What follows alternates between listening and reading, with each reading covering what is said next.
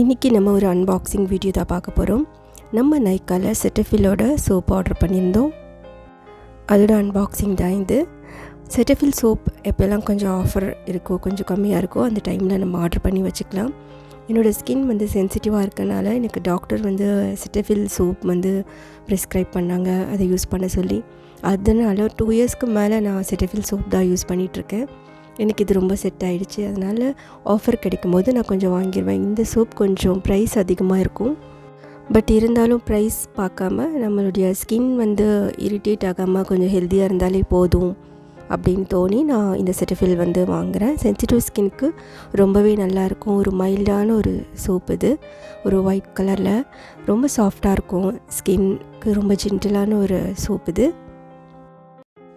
Open பண்ணி பார்க்கலாம். நான் நிறைய வீடியோஸ் போட்டிருக்கேன். செட்டஃபிலோட ப்ராடக்ட் மாய்ஸ்சரைசர் போட்டிருக்கேன்.